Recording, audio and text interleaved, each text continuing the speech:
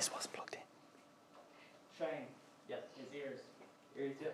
I can hear now. He can hear now. He can hear now. They were there, yeah. Are you happy enough with that in your... Yeah. Okay. Paddy will cue you back in when you're coming in. Paddy, you give me the shout when you're ready to go.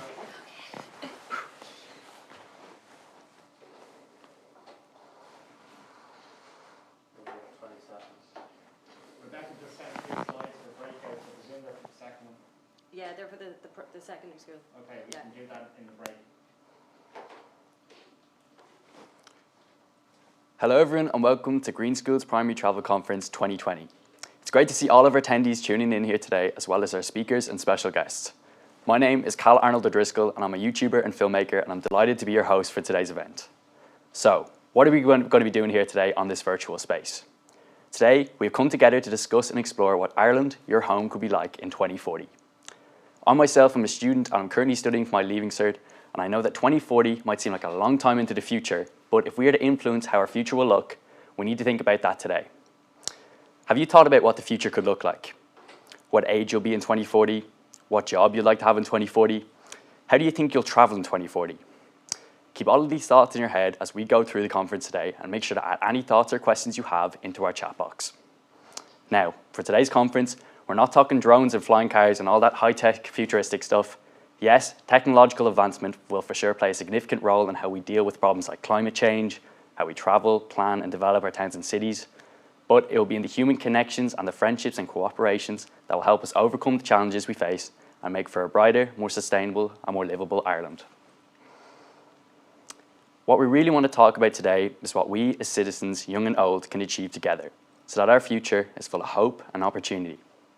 Imagine an environment where children can play freely and walk to school independently. Imagine a town or city free from cars, buzzing with the sound of real human interactions. Imagine a future where climate action is a top priority, shared and contributed by everyone. All of these positive changes have the ability to enhance our health and improve our sense of well-being.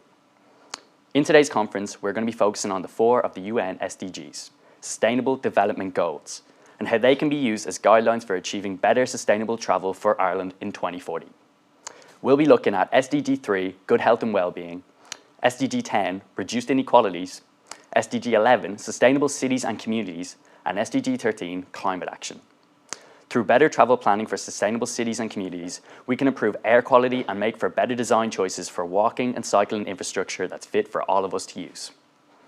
By identifying the barriers that make active travel a challenge for some members of society, we can design more livable spaces that are safe and enjoyable for all kids and inclusive for all members of society to move actively. We can be more ambitious as individuals and learn how we, as global citizens, can take climate action to secure a brighter future. So, what is your vision for the future? Think about that before we begin. How do you want your city or town to look like in 20 years? How do you think you're going to travel, and where do you think you're going to live? These are the questions that we'll be asking as part of today's conference, and our speakers will be looking into the future with optimism and focusing on the myriad of opportunities available to us. The conference will last for 1 hour, and during the first part, we're going to hear from our keynote speaker, Aaron Copeland from A Playful City. Aaron is going to inspire all of us on what a livable city can look like and how kids can take back their right to enjoy our public spaces. We're going to have a laugh with comedian Elaine Gallagher, who's going to talk a bit about cycling and the all funny and not too serious stuff about it. We're going to hear from your Green School Cycling Development Officer, Alison Phillips. Alison has cycled across many different types of landscapes around the globe, both here in Ireland and in major cities across the world. Your Travel Officer, Jessica Salas, will be getting creative and taking you through a step-by-step guide on how to make and design your own sustainable city. Travel Officer Karen Moore will be teaching us about the importance of clean air quality. And lastly, our audience will have an opportunity to engage in a workshop activity around next week's Clean Air Week poetry competition with Travel Officer Lucas Croixevon. And finally, to conclude the conference, we'll have a very special message from Captain Climate himself. Before we begin on our first speaker, Aaron Copeland, I'm going to hand you over to Green School Travel Manager Jane Hackett, who is going to say a few words. Jane. Oh, thanks a million, Cal. Firstly, I want to say a big hello to all the students around the country who are tuning in today to our very first travel conference. This year has been very different, but we are delighted that we can offer you all the chance to get involved in our virtual conference, where you can learn from so many inspiring people and think about your future and how you can shape it. The conference is brought to you by the Green Schools Travel Programme, which is funded by the Department of Transport and supported by the National Transport Authority. The travel theme has been running for 12 years now, and over 2,220 schools nationwide have already been awarded the flag. So 12 years is a long time, and we have achieved so much over those years, including funding cycle training for over 40,000 students, and also offering students the chance to get involved in walking, cycling, and all of those amazing adventures. We've also run events like Clean Air Week, Walk to School Week, and we take part in Bike Week. So I want you all to have a fantastic day today at the conference, and I want you to remember to speak up, get involved, and take part in the Green Schools programme. And without further ado, we're going to go back to Cal, and really we're going to talk to Aaron Copeland, who is there to give a presentation all around the Playful Cities theme. Thanks a million, guys. Enjoy it.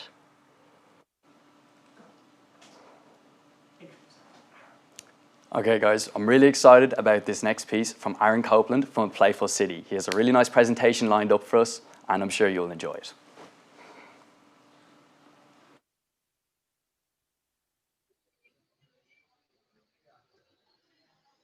Hi everyone. I hope everyone can hear me okay. And I would just quickly introduce myself. I'm Aaron Copeland, and I'm the creative director of Playful City. And we're a not-for-profit, and we look at creating more playful, engaging, and inclusive cities with and for communities, and in particular, young people. So let me tell you why we started it.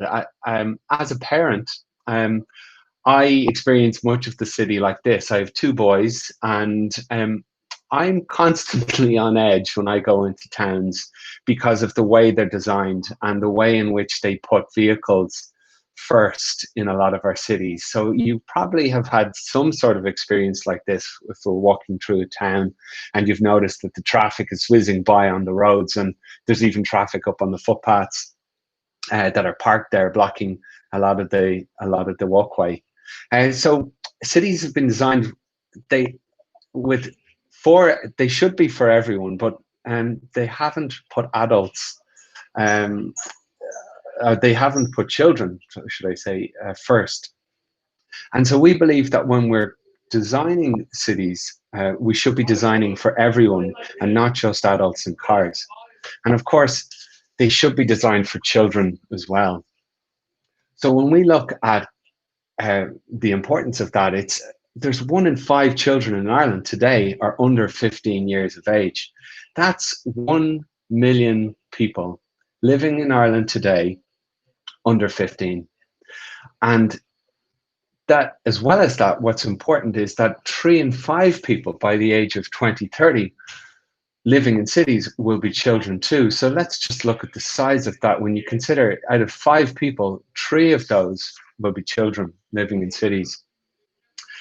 So cities are increasingly designing children out of public space by default. And I wonder what you think I mean by that. I'll show you. City planners have been designing children out of cities, and they've been designing children out of towns and villages, and we're literally putting you and children into playgrounds in the corners of parks behind fences that are measuring play out to the millimeter, often removing them from any contact with the natural world. In terms of playground design, the results are often predictable, and they're pretty much the same all over the country. No matter where you look, playgrounds look the same. And because they're so familiar, they don't really offer you much of a challenge when you're playing. Where's that imagination, that risk, that trepidation, that rush of excitement? So that's not to mention children whose abilities are often not accommodated or thought of by these spaces. So if you're in a wheelchair, going into a playground isn't often the most welcoming place. And not only that, some of you who probably feel a little too old for some of the playgrounds, where do you go? Well, the options are pretty slim. So Playful City, the group I'm with, wants to talk to young people about how they can design their local areas that suits them better. and not just put children behind fences into playgrounds that are specifically designed for children from around the ages of 2 to 10. So when we think about the biggest changes going on in society at the moment, one of the things that's been happening over the last 50 years is that children and their right to go outside and play, well, that's disappearing. And it's no mystery as to why that's happening and what's at the root of children's play and the areas in which children explore is shrinking from kilometers to a matter of a few meters. So if you take an example of a lady called Maureen Smith, age 77 today, she used to be able to walk 10 kilometers in any direction when she left her door. That's 70 GAA pitches, or that's walking for 2 hours in any direction where you could be playing at any point. And I'm not just talking about GAA pitches. If you can imagine those pitches filled with streets, with parks, with laneways, with fields, even forests, that's the type of experience that children would have age 11 in 1948. It shrunk a good bit by the time we got to 1973. And if you imagine your parents or people are a little older than your parents, we're talking about the distance of about 13 GAA pitches, about 2.5 kilometers. And if you take Maureen's son, Sean, who at age 11 would just be able to say, I'm going out the front door, and shout, I'm going out, never had a watch, and he just came home when he was hungry for dinner. That's changed completely now by the time we've got to 2015. And many of you can probably relate to this one, that you're able to walk about 500 meters, maybe a kilometer, to the local shopping shop or your local shopping center, and about 5 minutes away. And you're to be sure to use the traffic crossing. And so when you think about the 70 GAA pitches filled with excitement of things to do, and all of the area that you can explore, to how it shrunk to 13 GAA pitches, and now how it shrunk again to 3 pitches, you can see that the freedom to explore your local area is where many of people my age or your grandparents' age would have had. That's disappeared, and it's where we would have learned to grow as adults, and where we would have been able to find out who we were and had time to figure out what was okay and what wasn't okay in terms of what we could do. And that was all done without supervision. Now, your life, and statistically children's lives today, that important skill has changed and it's lacking. And we can see that even if you take the road signs in the last 40 to 50 years, road signs, let's say these older ones that you might see around, depict children as independent and traveling without an adult. And this is a more recent sign. And what's really great about this is that you can see that there's more room that's been given to cycling. There's more room being given to active transport, particularly since COVID-19. But the unfortunate thing is that it seems that what's expected of children is that they will always be supervised when they're playing or when they're traveling. Years ago, kids were in charge of where, how, when they played. Now, although it's nice to play with all ages, I think you might agree with this, adults have a lot of rules. So children don't get to have as much say in how they play as they used to. A generation ago, when I was young, it was common to see young people out playing in the street. But today, it can be a rare sight. It's adults. Adults are making the rules. Adults are in charge of designing your city and your neighborhood. And they have unfortunately, time and time again, decided that cars are more important than children and young people having spaces to play. When did we accept something so unacceptable as normal? It wasn't, of course, children that emptied the streets of children. It was fear of cars. The freedom of the car was bought at the expense of children's play and the ability to play outside freely. And so a playful city believes that this is not right, that this is wrong. It's not just bad for children and older people, it's bad for our environment. And so it's bad for your future as adults. So we need to start thinking about how we can change this. If you look at this picture of children on the boxes, they're being treated equally. They all have the same size box. There's a quality in the size of what they've been given. But the question is it fair? We don't think so. We want to see fairness being used to design for what are the needs of people in cities. And so in a nutshell, the idea of my talk today is to ask you to look at your area as an invitation to play, to hang out. It's your local area after all. We need greener cities, healthier cities. We need cities designed that are fairly for everyone. We need more playful cities. We need to start looking around us at spaces you might have been looking at your whole life with fresh eyes for the possibility of play happening there. So, something a little random, but just like you're never going to be able to see a picture of a duck in the same way again, just like you won't be able to unsee a little dog on the front of a duck's bill. Can you see it? Can you see the little dog's face on the front of the duck? There it is. You can see it, right? There. Now, you can't miss it. From now on, you'll always see a duck's face or a dog's face on a duck's bill. And I hope you'll be able to look at your town in a similar way. I hope you'll be able to see the possibilities of playfulness in everything, a lamppost or a side street, a footpath. And if we're really going to start treating cities, towns, and villages as something important, they have to be designed for children. They have to be designed for all our citizens. So we've become used to the multiple ways in which our towns, villages, and cities fail the needs of children that most of us take as a given. But can we imagine neighborhoods in which children's needs, safety, and the rights of children are taken seriously and as a priority? Why do we allow parked cars everywhere, taking up important and vital play space? Streets can be a playground, a community room. Electric cars are still going to take up as much space as normal cars do. And so what we need to do is reimagine spaces that bring communities together, not just as parking spaces where children can play and older people can enjoy their neighborhoods. That's not to mention the speed in which cars can travel. Remember, each car weighs the same weight as an entire professional rugby team. So why not plan our neighborhoods in this order? The most vulnerable people first, and yes, restrict the movement of traffic. And it's not about closing roads. It's about allowing us to understand that they're open for everyone to use. And it's not just me saying this. We've been working with all sorts of organizations that agree with everything I'm saying.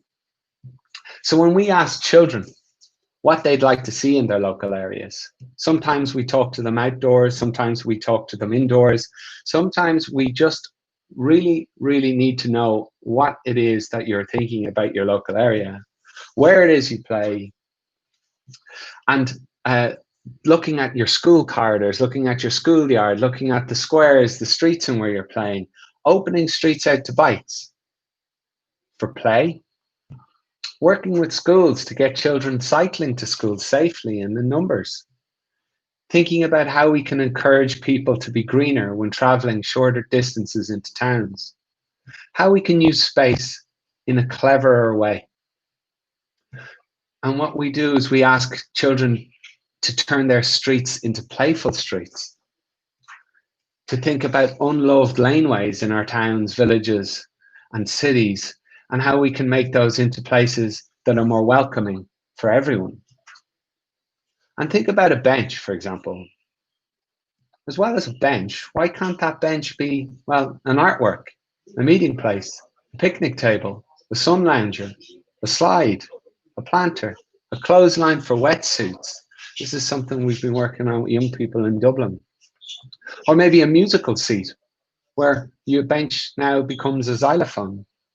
Can we move and weave play spaces into our towns and out of the corners of parks and create them for older children too? Inject more colours into our towns.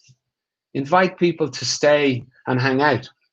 even when you're not going to buy something. Spaces that can be used in lots of different ways, as climbing spaces, as skating parks, or just resting areas.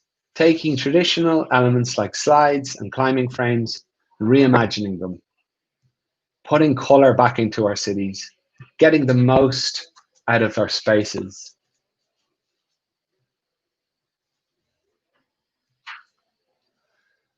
Reusing materials. Would you believe this bench used to be a windmill? Encouraging the benefits of risk for all, especially teenagers, to hang out in our towns.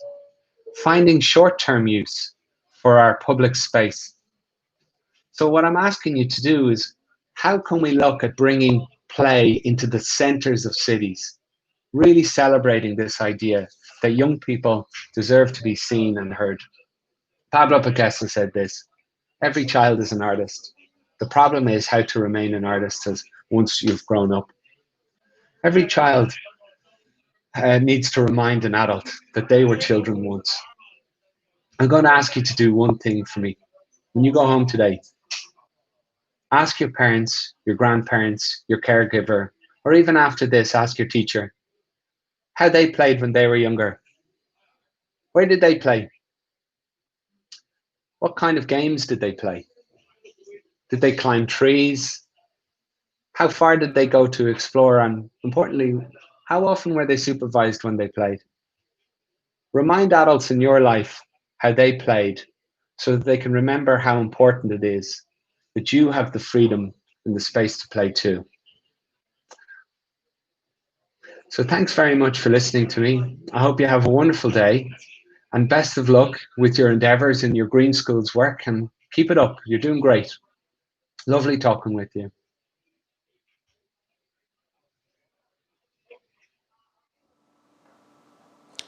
Thanks, Aaron. It's great to see such amazing examples of how a city can be playful, fun, and inspiring. Designing such dynamic spaces is really achievable and is something that we could see develop more in Ireland, even before 2040. It really makes you wonder how different our cities and communities can be if children were involved in creating public spaces.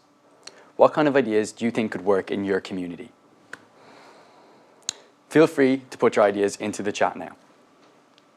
Now, for our next guest, let me introduce you to Irish comedy writer and director Elaine Gallagher. Elaine has a treat in store for all of us based on her acclaimed comedy show, The Freedom Machine, which showcased at the Edinburgh Fringe Festival. First off, we're going to start off with our first video, The Don'ts of Cycling for Women, followed by a presentation and then another funny clip, which is sure to get you motivated to cycle more. Let's go live to Elaine now.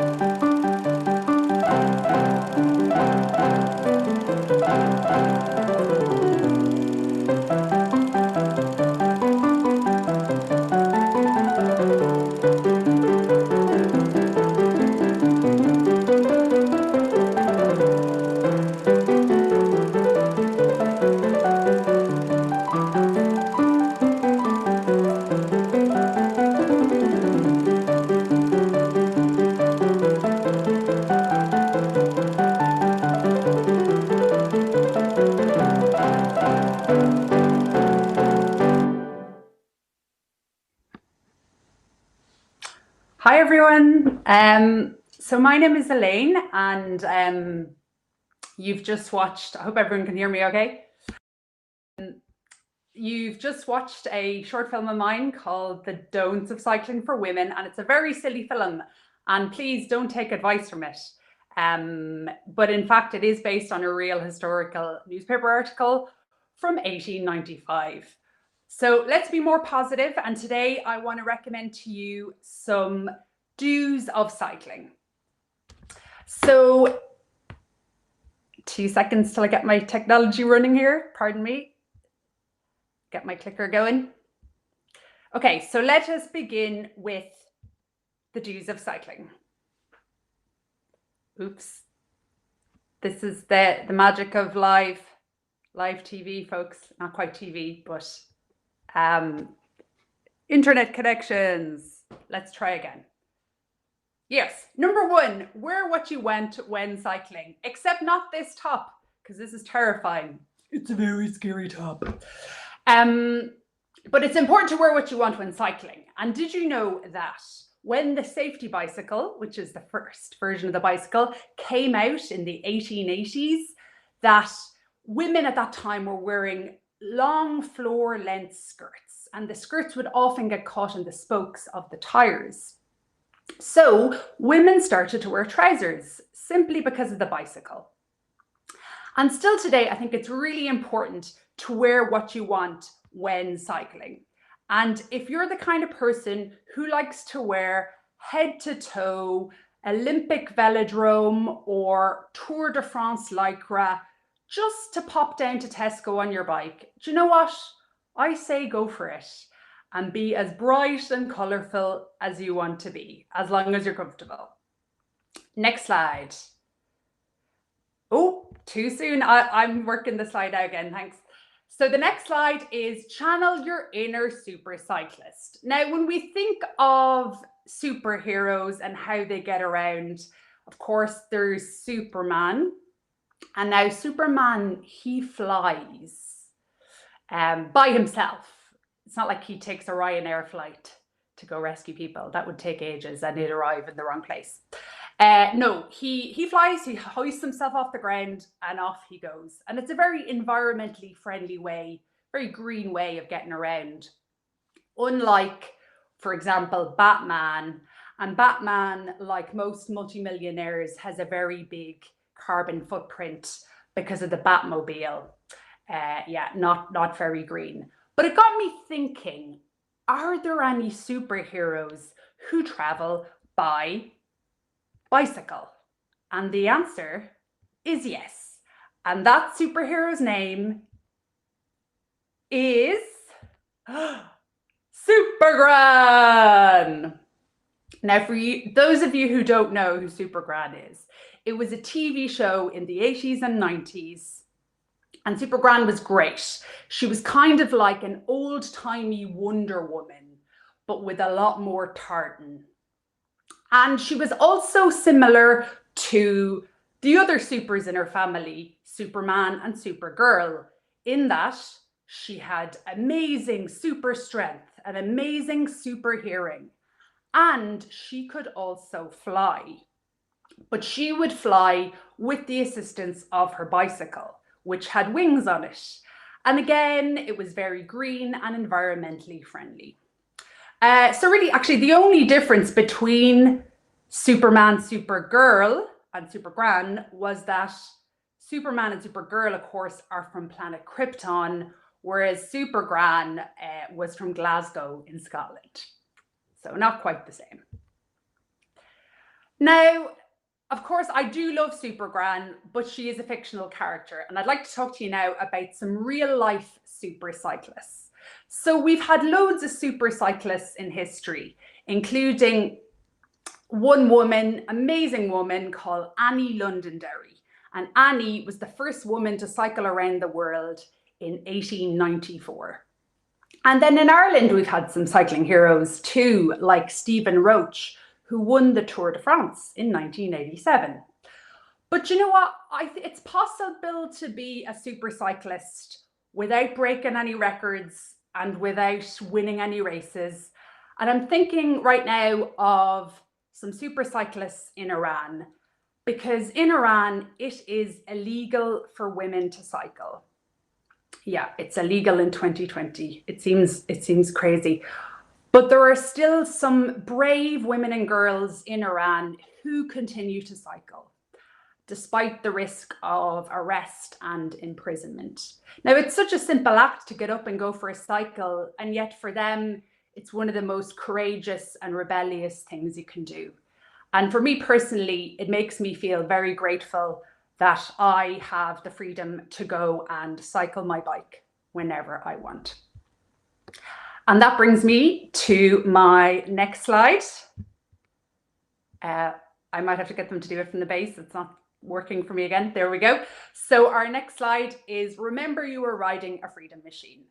So when the bicycle came out, the modern bicycle came out in the 1880s, people nicknamed it the freedom machine, because it transformed people's lives and gave them independence like never before. And I believe it's still very much a freedom machine to this day, especially in certain parts of the world. So there's a wonderful charity called World Bicycle Relief, and they donate bikes to children in countries in Africa, countries in South America, and countries in Asia. And this charity is changing children's lives, because kids who otherwise would have to walk just great distances in order to get to school, they'd show up very tired if they'd even show up at all. They're given these bicycles and they're able to get to school safely and have energy for the day so they can focus on their education. And that's so important, because it means they'll stay in school longer and they'll get a full education. So the bicycle for them, it is a freedom machine and it's a ticket to a better life. So my last tip for you today is, everybody, my advice is that you shouldn't use clickers. They don't work very well. I'm going to ask the studio again to move on a slide, please. There we go. My last piece of advice is become a cyclist. I think being a cyclist and cycling is just the best thing in the world. It's good for your health, it's good for the environment, and it is a freedom machine. The bicycle is a freedom machine. And if you're not a cyclist right now, remember that it's never too late to become one, or indeed too early. Cue film. I feel. Do you feel alive? I feel happy of myself. I feel happy of yourself too. What do you got? Any words of wisdom? What about for all the other kids trying to learn how to ride their bike? Can you say anything to them?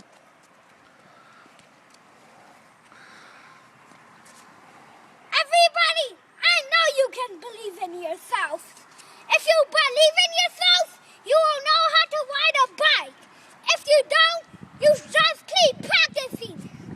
You will get the hang of it, I know it. If you keep practicing, you will get the hang of it, and then you can get better and better at it as you do it. Give me some thumbs up.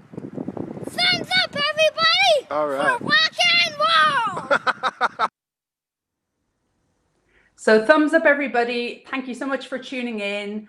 And I really hope I've converted some of you to cycling if you're not already cycling. But even if I haven't, I would say at the very least, please be respectful to everybody on the road, be they cyclist, motorist, or pedestrian. And that way it'll be a better road for us all. Now on your bike. Thank you very much. Thanks, Elaine. Now we're into the second half of our conference, and next up we'll be hearing from Alison Phillips, your Green School Cycling Development Officer.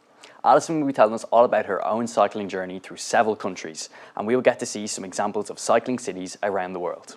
Over to you, Alison. Hi everyone, my name is Alison and I am here to talk about my cycling journey. It's a good fit right after Elaine's talk there. So we're going to take a little journey around the world, a quick journey around the world, and I'm going to talk about the different places that I have cycled, and I'm going to touch on all 4 of the SDGs that we're talking about today. So you might hear that I might not be from here, so I'm actually from California So the place where Disneyland and Hollywood is and all the palm trees and blue skies.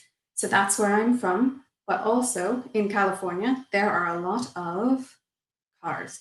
A lot of cars and massive freeways. You can see hundreds of cars here. And then what happens from all these cars, a lot of times, you can see in the bottom right there, you get a lot of pollution, a lot of dirty air. So luckily, I didn't grow up next to any of these freeways. I grew up in a place called Laguna Beach. So you can see on the right at the top there, so there's a little California and my star is down at the bottom. So I'm in Southern California. So that's where Laguna Beach is.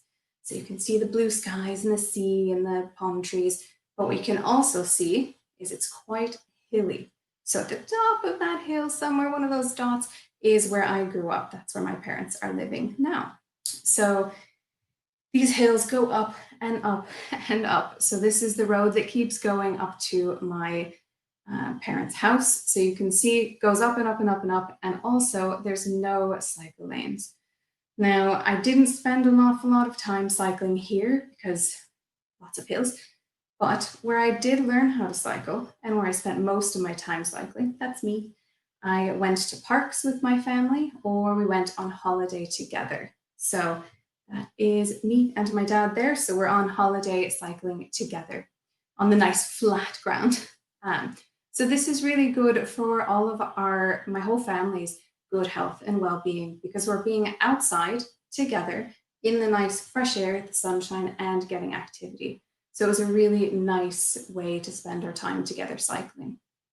Now, if I fast forward a few years and I'm heading off to university, so you can see the little California up there in the right. So I've moved 8 hours up the state and I've gone to a town called Davis and the University of California in that amazing town.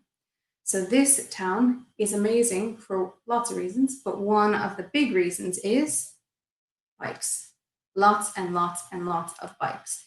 Now, everybody in Davis cycles. It doesn't matter if you are the mayor, if you're a professor, a student, a kid, a baby, if you're a girl, a boy, a man, a woman in a suit, doesn't matter. Everybody is cycling. So it's a really inclusive place for everyone to cycle. And it's great to have a sustainable town because everyone's getting out together and they can stop and chat together.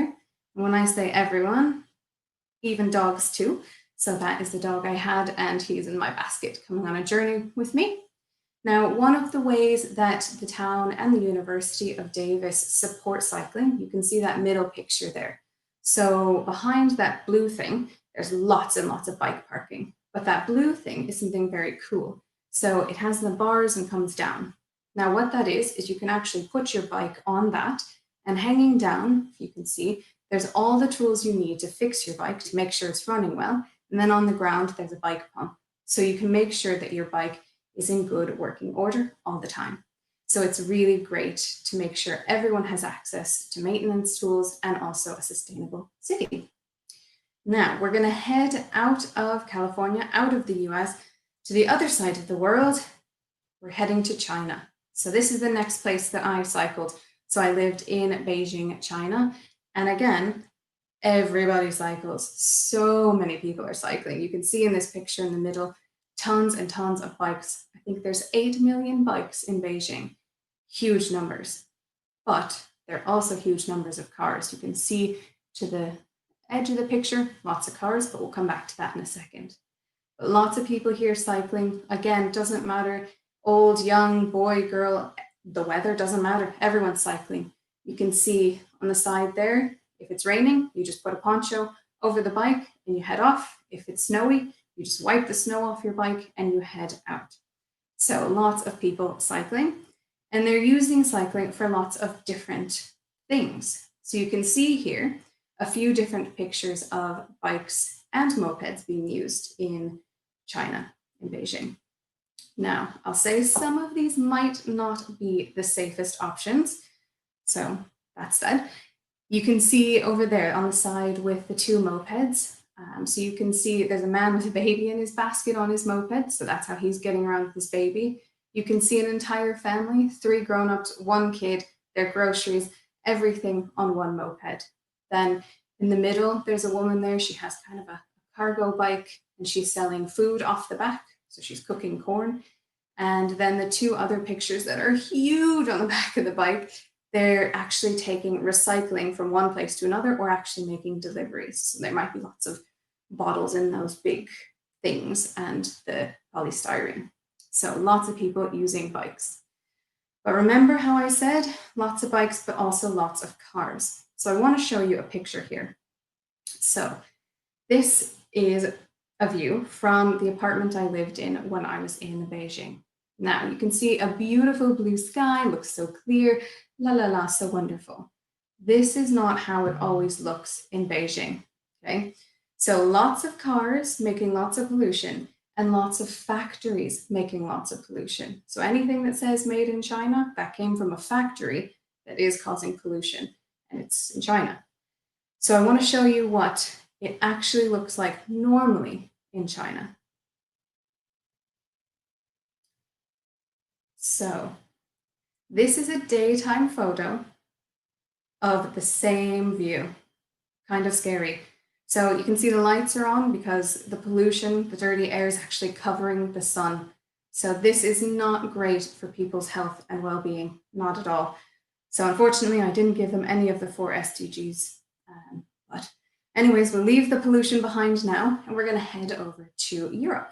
So the next place we are heading to is Copenhagen. So you can see, again, we have tons of bikes. So you can see that picture on the side where there are tons and tons of bikes on the road. So they have a big bike lane just for them. And there's no cars, you can't even see any cars in the picture.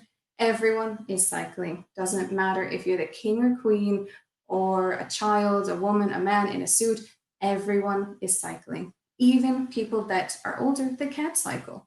So you can see I'm waving in that picture there to the other side with the red blankets. So that's cycling without age. They can actually take people out on bikes. They sit into the front compartment there and they can still cycle. So this is great for all 4 of our SDGs that we're talking about. And Copenhagen does a bit more for people. So they support cycling in tons of different ways. And these are just a few of them. So all of the trains have a bike train carriage. So you can bring your bike on the train, and hundreds of people do. There are little things on the road like an armrest at the light, so you don't have to put your leg down, or a bin for bikes. So if you're having a snack, you can put your rubbish into a bin that's perfectly angled for you. Or maybe they're cobbled streets. We have lots of cobbled streets here, and it can be quite bumpy if you're cycling. But here, what they've done is they've kept the cobbles and just made a path. So it's nice and easy to cycle through. And they have nice, big cycleways, big cycle highways. So we're going to take another journey, our last journey, and we're heading to another place in Europe. We are heading to Dublin, yay! So this is where I am now. And 5 years ago, I moved to Dublin. And when I first moved here, I didn't really notice that there were very many bikes. So I didn't get a bike right away. I took the bus most of the time. And then I started getting fed up waiting for the bus. I wanted to use the freedom machine like Elaine was talking about. I wanted to get around myself. So I got a bike and got cycling. I started to notice a few more people, but I noticed that most of them were men, and there weren't any kids and very few women. So it got me interested in the Angie Cycles campaign from Green Schools. And so I'm interested in that, but also interested in taking action on climate change. So I cycle to make sure I cut down on my emissions. Now, we're on our way. Lots of people are cycling. Maybe some of you guys have started cycling now. Amazing, so great. And we're on our way to getting some more SDGs under our belts there. So something amazing that's come through is something I get to actually see from my window. So I'm in Dún Laoghaire now. I get to see the coastal mobility route. And now I'm seeing things like I would have seen in Copenhagen and Davis. I see kids, I see girls, I see women, I see older people, I see people in suits, I see everybody cycling. So it's an amazing change, and there's so many changes coming just around the corner. So my final thought, my final question for you is what will it be like in 2040? And I think that I'm going to keep cycling, I know some more people are going to keep cycling. We're all going to come up with ideas. You guys are going to come up with great ideas, working together, and we're going to make all 4 of these SDGs happen in 2040. So thanks so much. I hope you enjoyed the quick journey there. And yeah, keep cycling.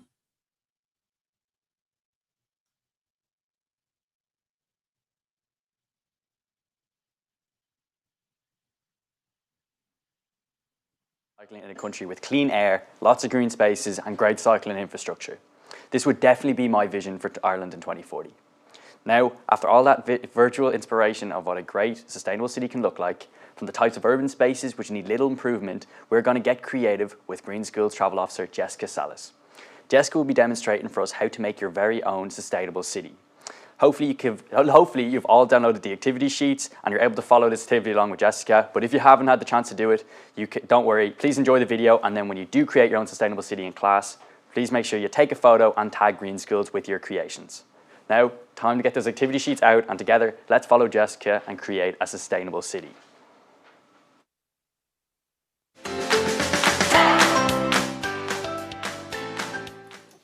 Hi there, my name is Jessica, and I'm a Green Schools travel officer. All this talk about 2040 has got me thinking about what it means to be unsustainable and sustainable. Today, I'm here to do a craft with you to take a closer look at what it means to be an unsustainable city and to be a sustainable city. If we take a closer look at both, we can see some big differences.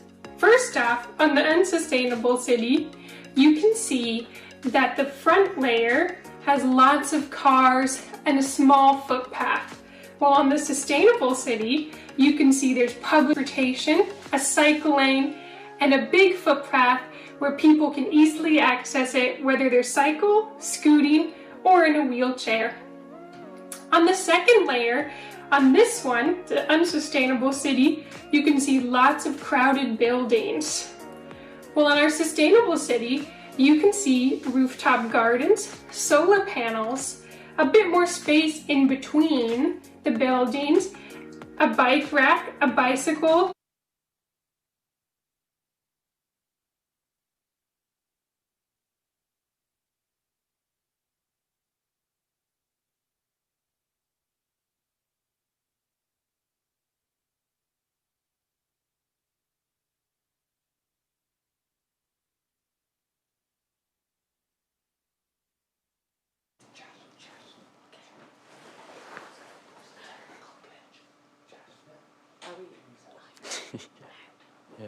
Oh, well, that's always the way, isn't it? There's always a technical glitch. What did you think of Jessica's sustainable cities? Well, from what I've seen so far, which was half of it, yeah, it was pretty good. And when I was in primary school, that would be definitely something I'd love to make. I know, like, I think you have to get creative when you're thinking about sustainability. Like, it's always about having a vision of something even better. Like, in your house, do you have any solar panels? No, but it definitely would be in my plan for Ireland in 2040. If you can imagine everyone with solar panels. I know, energy, like, a vegetable garden, all that. Like, we would love to get solar panels in our house. Yeah. I know that that's something that we plan for in the future. Yeah. But we really want cycle lanes outside our house as well. How about you? Did you cycle to primary school? In primary school, I would cycle every single day, up and back, and it definitely was a great form of transport. It was quick, and it was absolutely great exercise as well. So brilliant. I do definitely recommend everyone to cycle. Brilliant. And it looks like Jessica's video might be ready again. Are we? Okay. Yeah, great. we're excited to see it. We're working Go again. for it. Let's go. I want to get you thinking about what it means to be unsustainable and sustainable. So let's get started and build our own cities together. Let's see what we need. First, you'll need the printed off sheets to cut out. Second, you'll need 2 pieces of colored paper. On this one, I used blue and gray. But this time, I'm going to use brown and blue. You'll also need a glue stick or tape, whichever you prefer. You'll need scissors to cut out all the city. And finally, something to color your city with. You can do colored pencils, markers, watercolors, or anything else. However creative you're feeling, you can decide. Now let's get started.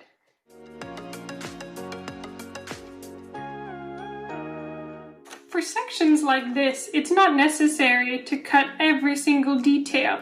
So I just like to cut around it so that there's white space in between. So once I have all of my pieces cut out, make sure to recycle the scraps, and then I'm going to sort them into my sustainable, unsustainable side. I'm not going to look at this one though, because I want to think about what makes a city sustainable and what makes a city unsustainable. When you look at the details in each layer, front, middle, and back, you will see clues to tell you if this belongs in a sustainable or unsustainable city. Take some time to organize each piece. Okay, let's get coloring. Now we have finished coloring all of our pieces. It's important to remember to keep them organized as front, middle, and back pieces. This will help when we're constructing it. I've chosen brown paper for my unsustainable city and blue paper for my sustainable city, but you can choose any colors you like. I am going to start with my unsustainable city.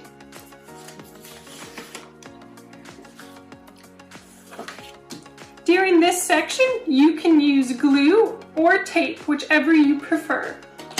I'm going to use glue for this part. So I'm going to take my back piece and put some glue on it. Now that it's all stuck down, what I'm going to do is draw an oval, curved shape like this. You can make it as big or as small as you like, but they will both be the same size. I'm going to take my scissors and cut this out. So this part, make sure you're paying close attention to. So what we're going to do now that this is made is we're going to take our other two pieces and fold it along this tabbed line. So when you folded them, you should have these little tabs on either side. This is how we're going to attach it to this. I'm going to start with my middle piece. I find it's easier to use tape for this part, but you still are welcome to use glue if you prefer. So I'm going to flip this over, and I'm going to line up that bottom, and I'm going to take a piece of tape. It doesn't have to be too big. Make sure it's all lined up. And I'm just going to tape it like that. I'm going to pick it up and I'm going to fold it and so that it's lined up. Now the reason I'm picking it up is because this is what creates the 3D effect. So we have the middle, the back, and the middle section done. Now we're going to do the front. So now when I flip it to the front, I have my 3 layers. Perfect. To make our sustainable city, what we're going to do is first line my brown piece up to my blue piece, just like I did before. And I'm going to trace the top. So I'm going to do the same as I did with these 2 layers as I did with this one, by first folding the tabs and then taping them on the back. So now I have my 2 sides, my unsustainable city and my sustainable city. Now for the final step, we're going to glue or tape the backs together. You've now completed your unsustainable sustainable cityscape project. I hope this got you thinking about what it means to be unsustainable and what it means to be sustainable. Enjoy the rest of your conference. Thanks, Jessica. I know I'd love to live in a building with its own solar panels for energy and a vegetable garden. I'm really looking forward to seeing what sustainable cities you have all created, so ask your teacher to take some photos and share them in the chat. There'll be a spot prize for a lucky winner, and you can also share your creations on social media at Green Schools Ireland to be in a chance to win. Now, one of the biggest improvements we can make to urban spaces is one which we can't even see or touch, and that is clean air. We're going to hear from Green Schools Travel Officer Dr. Karen Moore, who will tell us all about the importance of clean air. Okay, I think we're going to give Karen a minute to come on, because that's what happens when you do conferences on Zoom. It's so unpredictable technology. Yeah, we love Zoom. Who loves Zoom? Yeah. So are you doing Zoom classes now in secondary school? Yeah, that's where the times have gone. So yeah. Okay, I think Karen is on now. Karen's on. That's what happens when you're doing an online conference. Okay, Karen is ready to go. Over to you, Karen.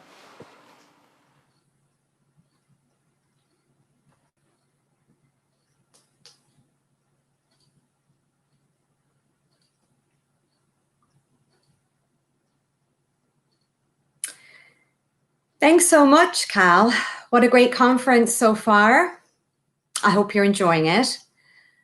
So as Cal said, I'm Karen and I'm a travel officer with Green Schools. And with my background in science and my love of our environment, I'm really interested in air quality. When you're out and about, do you ever just take in a huge lungful of air? And do you sometimes realize that the air isn't as fresh as it could be? Let's find out what this might be about and how we can make sure that everyone in the world breathes clean air. So why care about our air? Well, of course, we are interested in how good or how bad it is. That's what quality is all about. And the quality of our air directly affects our health and the environment around us, the environment we live in. So air is mostly a gas, but it also holds lots of tiny bits or particles. Some are natural, like dust or pollen, as in this picture, but some are human-made. And air pollution is when gas, dust, smoke, smells are put into the air that harm humans, animals, and plants. Burning fossil fuels, like in this electricity power plant picture here, releases air pollution. Can you shout out for me in your classes some examples that you know of fossil fuels? Come on, I can't hear you. Okay. I'm sure you got some. Examples of fossil fuels like oil, petrol and diesel, gas, coal, and peat.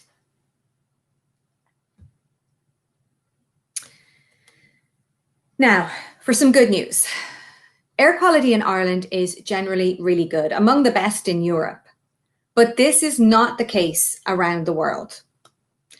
90% of children, that's most of the children in the world, actually breathe dirty air. Can you believe that? How unfair is that? So by caring about our air, we reduce inequality around the world, making sure we can all breathe clean air. Now, back to Ireland. So although our air here in Ireland is pretty clean, the bad news is there are still some pollutants that are too high. And one of the biggest sources of pollution in Ireland comes directly from vehicles. In some areas, this actually comes close to breaking the limits allowed. It comes out of the exhaust pipes and also from the wearing down of brakes and wheels. Many people believe electric cars are not polluters because they have no exhaust fumes, but they still release pollutants from their moving parts. And when this pollution gets, when we get exposed to this air pollution, It gets into our lungs and it can cause respiratory or breathing issues and worsen existing problems like asthma. It also affects many other parts of our bodies, like our eyes, our brains, and even our hearts. And importantly for you young people, you're actually in far more danger from pollution than adults that are actually causing this pollution, due to the fact that your body systems are still developing and you have a lower body weight. In fact, Ireland has one of the highest rates of asthma in the world, and 1 in 5 kids will get treated for asthma in Ireland. And when we think about the effects of air pollution on our environment, don't forget, air pollution is actually driving climate change.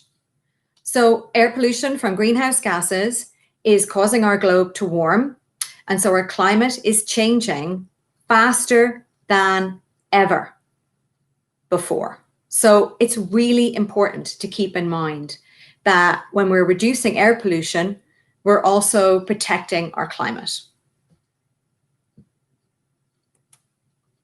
Now, how does it look for your future? It's not so much mine, because I'm a fair bit older than you. So in 2040, 20 years from now, what world do you see? What do you want where you live to look like? How do you want it to feel? How do you think you'll travel around?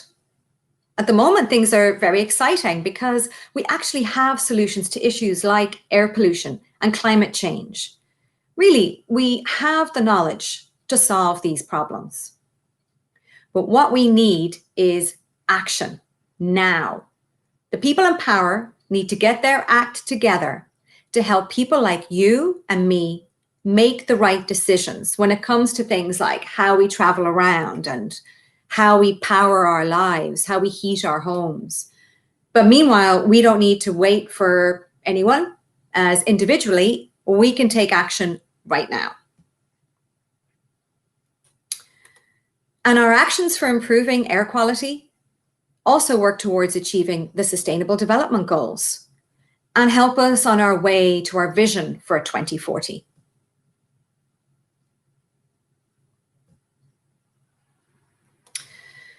So I'm going to finish up with some ideas on what we can all do about air pollution. Well, keep doing what you're doing. Keep learning. Keep yourself informed. By being at this conference, you're making a great contribution to that. And being in a green school is a great help too.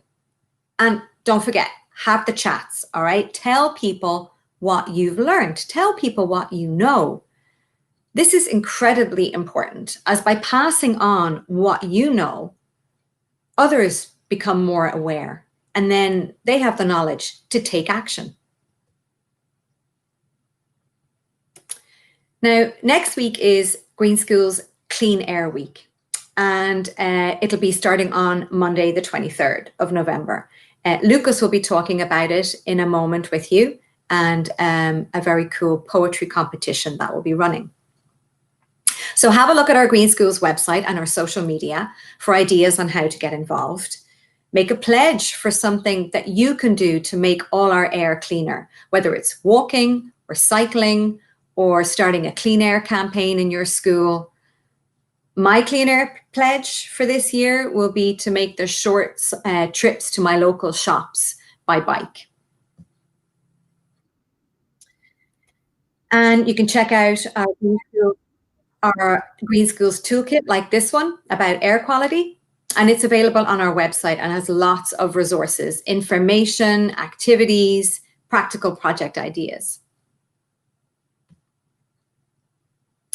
And another resource on our website is the Green Schools No Idling Clean Air Campaign Toolkit. And again, it has lots of tips on how to run a no idling campaign in your school. And this will especially focus on bus drivers and parents. Perhaps your school may already enter science competitions. going to try and go back there. Excuse me. So yeah, as I was saying, maybe your school already enters science competitions during the year for Science Week or the Mini Scientist run by Intel. So why not enter an air quality project for the next one, or run your own school science competition and enter an air quality project? Now, the travel flag. Your school has an amazing opportunity at the moment while you're working on your travel theme to actually make a real contribution to improving the air quality around your school. So if you don't already actively travel to school, give it a try, as the less cars around your school, the cleaner the air. So if you can't walk, cycle or scoot all the way, can you get the bus, or perhaps you can park and stride? And how's the air quality around your school? Well, you could find the nearest air quality monitor on the Air Quality Index map. It's a national map for Ireland. You can ask your Green Schools travel officer about taking part in a monitoring program for air quality around your school. And there are 2 sign-ups every year. And the next sign-up for this monitoring program is in January. So contact your travel officer and ask them to get you involved in that. How is your school powered? Well, chances are it's by fossil fuels. So first and easiest thing is don't waste energy, electricity, turn it off if you're finished. You could organize an energy audit in your school. If your school doesn't use efficient energy appliances already, then ask school management, your Green Schools Committee, to get on this as a priority. They can look at investigating a cleaner energy source or changing electricity companies. And actually, since September this year, there's just that type of project running in Ireland where there are solar roofs being installed in schools nationwide. So again, ask your travel officer for information on that. And of course, we need more green. We always need more green. So try to look after and even increase the green areas around your school. Plants are natural air cleaners. And of course, they're great for our mental health and well-being, and are obviously a brilliant and integral part of nature. Now, I wanted to just finish up because you're faced with so many choices, so many things to do, and sometimes it can be a bit overwhelming. So importantly, just because you can't do everything, don't do nothing. Do something, anything. And just think through the ideas given here and even choose one, even for Clean Air Week next week. All our actions can have a positive impact. So thank you so much for listening, and enjoy the rest of the conference. Thanks, Karen, for telling us the importance of clean air. Who knew something so invisible was so important for our health, well-being, and for the environment? Do check out some of those resources on the Green Schools website. Now that we have a better understanding about the importance of clean air in our lives, we will hear from Green Schools Travel Officer Lucas, who is going to be hosting a poetry workshop. Lucas is going to tell you all about the Green Schools Clean Air Week poetry competition. And if you get your entries in, you'll be in with a chance to win a Samsung Galaxy tablet. Let's hear about the competition. Over to you, Lucas. Hi, everyone. It's great to see that there are so many people joining in today. So I'm going to do a little bit of an interactive workshop with you all. And before we even start, I would like the teachers to remind them to go to menti.com, because we're going to have some interactive slide later on that I want you to be part of. So I'm a travel officer in County Mayo, and I came up with this idea for a poetry week that will be running next week. Your schools received the letter already, so I'm sure some of you know about this already. So I would like to ask you next week, whenever you're walking to school or cycling to school, or even go in the car or driving a bus, to think a little bit about your journey to school, okay? So we would like to ask you to write some poems for us. And for you, in the primary schools, we got these 3 themes developed. So you can focus on this, okay? So one idea for writing your poems will be a mindful walking, whatever way you're coming to school. And think about this, whenever you're walking to school, like say, what do you see? What do you hear when on your journey to school? What do you smell? What do you feel? What do you think? All those things that are happening inside you while you're traveling to school. Okay, and use those insights, use those things that you noticed to put into your poem. Another way, another theme that you can use is a journey to school as a hero's journey. Maybe you heard of Odysseus in Greek mythology, and he had a lot of adventures going back home. And I was just wondering, maybe some of you would like to take this on board and think about your journey to school as a hero's journey. You're all little heroes when you're taking your bag on your back and face the wind or the rain sometimes, or the cold, and you're going on the way to school. So another theme, the third theme, is nature's perspective. And we were trying to flip things upside down because usually it's us who look at nature and think about nature. But what would happen if we would think from the perspective of nature? So maybe think about these birds that sit on the tree when you're walking or cycling to school, and what could they think about us driving to schools or cycling? What would the slugs think when they're trying to cross the road full of busy cars? Think from the perspective of nature. What would the nature think about us when we travel to school? Okay, so if you're ready for a little bit of interactive workshop now, try. Teachers, I'll ask you to go to thementi.com now and put a code, which is 385362. Okay, 385362. And all the students now who are listening and tuning in to this conference, can you close your eyes for half a minute? Just close your eyes and take a nice deep breath. Relax for a moment and notice whatever you hear in your classroom. Be mindful of what you hear.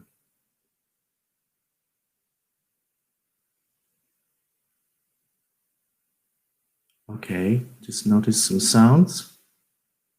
And now I want you to raise up your hands and tell your teachers, what did you hear? Okay, and I ask the teachers to go to Menti and type this in for us, whatever the students have heard in this short exercise, and you can put it into the Menti. We should all see it on the screen very soon. Okay, so the code again is 385362 at menti.com. And whatever students have heard in this short exercise in their classroom, you can put it in. And I would hope that whenever you're walking to school or cycling to school or even driving, you can use that exercise to have some reflection on whatever you hear on the way. So we have water, clock, laughing, electricity, humming of electricity. It seems to be popular. Beep beep, chatter, chatting, giggling. Great. Some birds there as well, and the rain, and the wind, some breathing. Very good. So you are very alert. So this is very simple. Being mindful is really very simple. It's something that we do all the time. We just hear, see, feel, and think things. So we just need to put our attention to it. Okay, so if we go to the next exercise, can we move to the next slide, please? All right. So again, stay on the Menti because we're gonna have something more in a moment. Now, I want everybody to look at this picture. During the lockdown in the spring, because there were no cars on the roads, we had a lot of wild animals coming back into the cities and taking out of the streets again. And just have a look at this picture and think what this beautiful piggies could think right now in this picture. What are they thinking about? They're on the street, sniffing something. Just think, what could they be thinking right now in this photograph?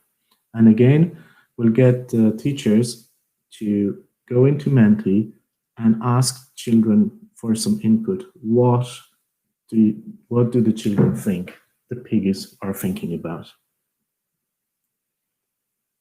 Let me go to the next slide here. So what do the animals in the photo think? And we'll wait for some input. And again, this is something that I hope you can use when you're writing a poem there about the perspective of nature. Okay. So hopefully we can do that now. So the code was 385362 on menti.com. Okay, so what they were thinking: crossing the road, confused, food. There's a lot of stuff there. Breadcrumbs, zebra, Hakuna Matata. I love this one. Hakuna Matata, looking for shelter. Where's the grass? Oh, that's a lot of funny stuff coming in right now. Okay, somebody said that they're worried. Something about food, gross, hungry.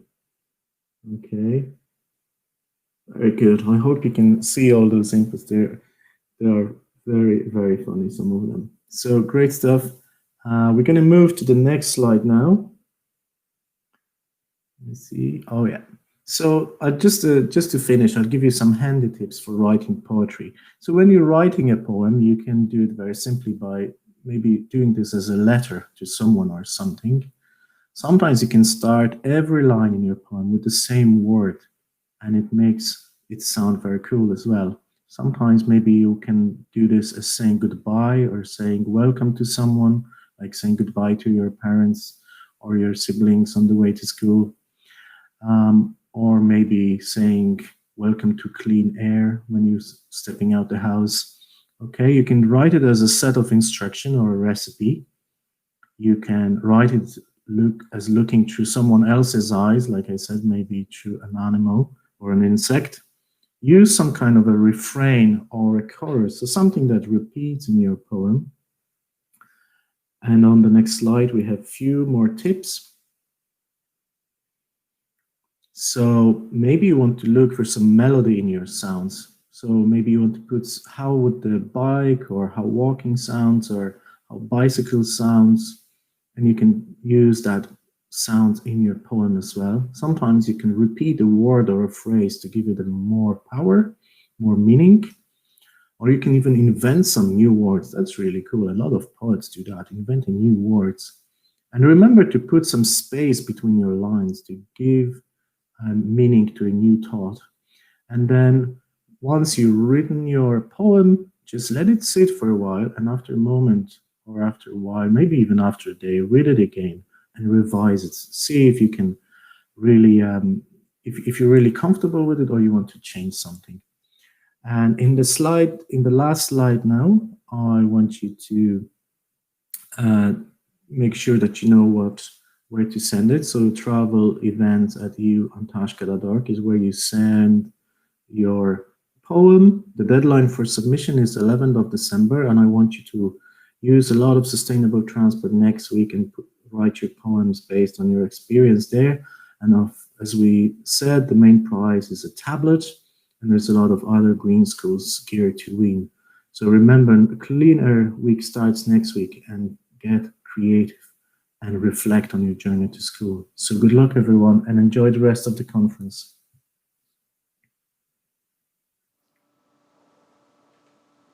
Thanks, Lucas. I'm looking forward to seeing some of those entries myself, so be sure to get writing. Now, we are reaching the end of the conference, but before we close, we're excited to be getting a call in from a very important person who wanted to be here today, and that is Captain Climate, who is here to tell you all about his vision for you in 2040.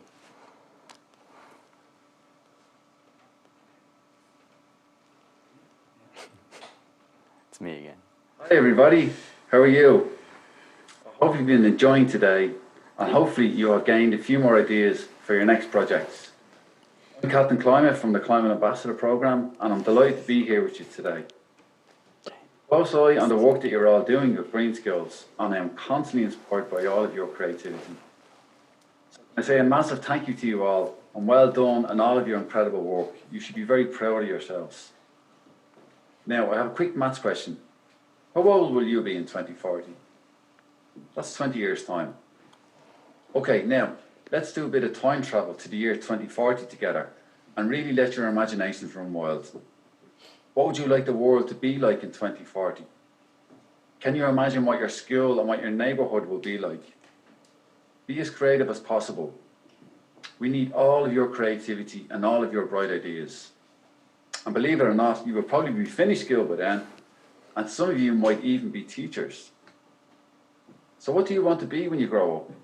And how can you be that person and live in a way that is good for the planet? How will we travel in a way that makes sure our air is clean?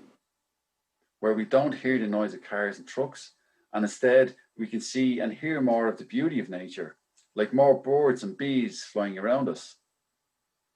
Now, I admit I'm lucky with my superpowers that I can fly everywhere, but what other sustainable ways of transport would you like to see in 2040? Do we have those available now in Ireland? Or how about elsewhere in the world? That's one of the great things when imagining the future we want to see. Many of the solutions are already out there. So how can we learn from each other? And how can we share what we know with others? Now, I know you guys have heard about the global goals and what we looked at today at some of them. Did you know Ireland was involved in developing these global goals? So Global Goal 3, good health and well-being. Ensuring healthy lives and promote our well-being for all at all ages. Well, we know that what we do to help the planet also makes us healthier, right? For example, by walking, scooting or cycling to school or eating a more sustainable diet. That helps both us and the planet. It's also fair to say that when we are communicating to others about the global goals and our vision for 2040, we are also helping to look after our own well-being. Because by doing something positive and creative while communicating with others, all of that is very good for us as well as for our future. So looking at Global Goal 10, reduced inequality, we can all play our part to make sure that everyone can be part of the vision for 2040 and that all of our voices can be heard. That begins by us all really listening to each other and understanding where we are all coming from. Global Goal 11, sustainable cities and communities. That means we demand that everyone has the right to things like safe and affordable housing and transport, better air quality and waste management, access to green and public spaces. And we all have probably learned to appreciate those spaces a bit more during the lockdown this year. Goal 13, climate action. This is my favourite global goal, but as you probably already know, all the global goals are linked to each other. We cannot fix any of the global goals without fixing all of the others at the same time. We have everything we need right now to fix the climate emergency. All of our efforts combined do make a difference. We all have the influence to make change happen. That means every single one of us, to demonstrate to others with all our choices, with the things we buy, with the things we ask our parents to buy, with how we live our lives and with how we communicate to others, right? And everywhere I look, I see incredible reasons for hope. There are so many people like you all over the world making changes and using their vision for a better future for us all, for a better 2040. There is one other thing I know for sure, and it is this. Every single one of you are amazing and creative in many different ways. You are all doing fantastic work to help the planet. You are all the real superheroes. Please continue to be the leaders that every single one of you are, because leaders are people who take action. But I want to ask you, how will you continue that from today until 2040? Who do you need to talk to also help the planet? I am asking that because we need everyone to work together to fix this. Together we are stronger. Working together we learn from each other. Working together we have more fun. And working together we can all have a healthy and fair 2040 for everybody and for the planet. A positive attitude can make dreams come true. So never give up on your dreams and what you really want to do. As a wise man once said, be the change you want to see in the world. Thank you very much. Thank you, Captain Climate, for taking time out of your busy superhero schedule to speak to us. That was an inspiring call to action, wasn't it? Now, that is all we have time for, folks, and I'm sorry that we went over. I would like to thank you all so much for being here today. I'd like to say a huge thanks to our funders, the Department of Transport and the National Transport Authority.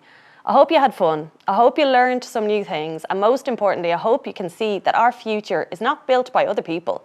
It is built together by people like you and me. Collectively, we can achieve remarkable things. I want to say a huge thanks to Cal, our amazing MC. He was brilliant today, and best of luck in your Leaving Cert. Thanks to the events team in Green Schools for making today happen. So thanks everybody, and keep up the great work. Bye for now.